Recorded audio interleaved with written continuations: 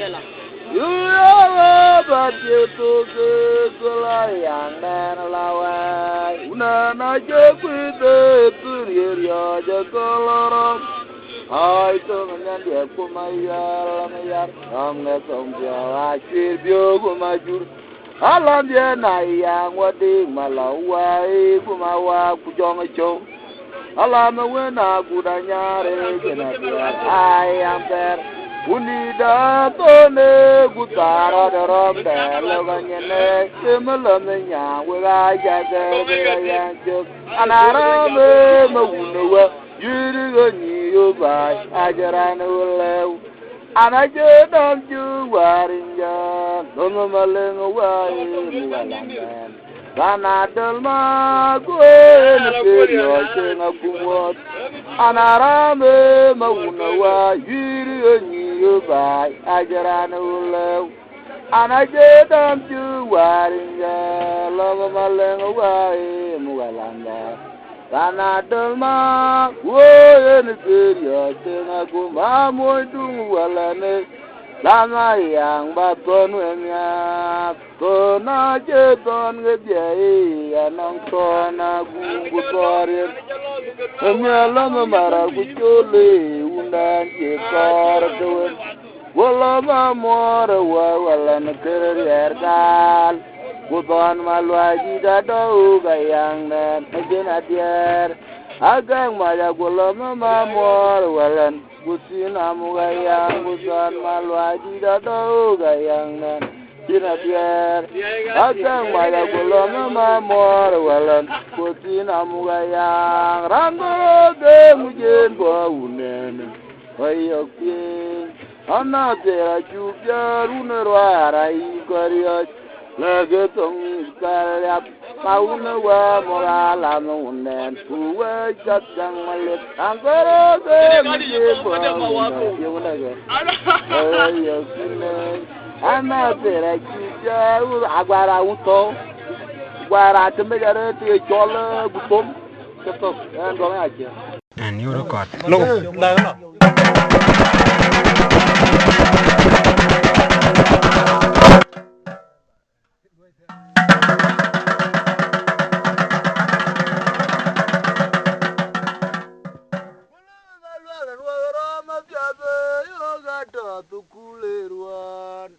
Lana wena gudanyar kulona mera gudaw Romloge inyana chwil Kweda biye oge manyang dit kumayel meyar Diaja gogwalo mabilangin nyen wijalo tak Uraja ting ton ternyen Waye gulung malwala ruwara mabyabe yoga to tukule ruwan Lana wena gudanyar kulona mera gudaw Romloge inyana chwil Kweda pore oge manyang dit kumayel meyar Diaja gogwalo mabilangin nyen wijalo tak Uraja ting ton ternyen Ana korba romlo ben yit jideng walana cheria ya yang lel Halan majur welwa gamach on mariar Anin yoga chela duma yang lel Ana korba romlo lanja wa jideng walana cheria ya yang lel Halan majur welwa gamach on mariar Anin yoga chela duma yang lel Korba romlo guben yit jideng walana cheria ya yang lel Alam majur welwa igama cawan mariar anin yoga chela duma yang lel Awela jaman yoga gaga guok runga diae medan yu jol gdae galon mamira golon nyang golon jolkom jol maganga woy enge diva yang mauna guna jawan tompio wa kwal manyang wela jaman yoga gaga guok runga diae Medan yu jol gdae galon mamira golon nyang ajong jolkom jol maganga woy yen ngedi ba yang mauna guna jawalan tompio wa gwal manyang laba bidon woy ajinya o manya war kujok ding malaware bingu gajir man ton lege la sirur yen ge jang undae ga ton bin ye chuba telekem judaya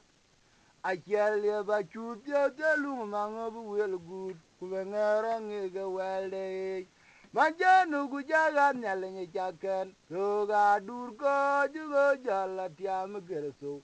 yen ga bin alew anje bin rem jeni me wa ga kena kwadi ana kor pier gi jam pache ana kor pier gi jam pache tong awan mariarwa manjanu gu jaga nyale nye jaken yo ga dur ko ju go jala tiam gerso yen ga bin alew anje bin rem jeni me wa ga kena kwadi ana kor pier gi jam pache tawan mariar la jamnya be ga ga gwagurun ga jae medan yu jal ga dai galam ma mira galam nyang galam jol kom jal ma ga nga wo yer nge di ba yang mauna gun ma jawalan tom pyo wo gwal ma nyang la ba be dono ajinya wo ma nya war ku jok ding ma la warer pingu ga jir man ton le ga la sirur yen ge jang unda gu ga ton din ye chu ba zele ken judaya a kier le ba chu de lu ma ngo bu wel gut ku be ngero nge ge wel de ma jenu gu jaga na le nye jaken ko ga dur ko gu ja la tiam gersu yen ga be na le anje du gerem chani me wa ga ken a kwadi ana kor biyer ge kiam kwa chi tong awan mariar wa ma jenu gu jaga na le nye jaken ko ga dur ko gu jala tiam gersu yen ga be na le anje bin rem chani me wa ga ken a kwadi ana kor biyer ge kiam kwa chi tong awan mariar wa bilote makur angwa gu lwelil an ga chol ga nganya kia kwan ga lon makur de karantina kira nasir kwan keru na dol bitroli nga karantin ran me lo ten lon ma nyang me yel ma gok ran da me lon nyang gwen ge chursa tani gai ko me lo ga ko be jala pin yen ku pe ni tro pe ber ke ni ro wa ba na pol wan jwer mana wadia ja ko ten mana yen ge jam na iran bi jala pin pe ni tro ai iran bi jala pin yura to pe ni tro kwana ngo te bi dola ko yo la to ten ya bla ko yo ten an we kya ko ten an go ngai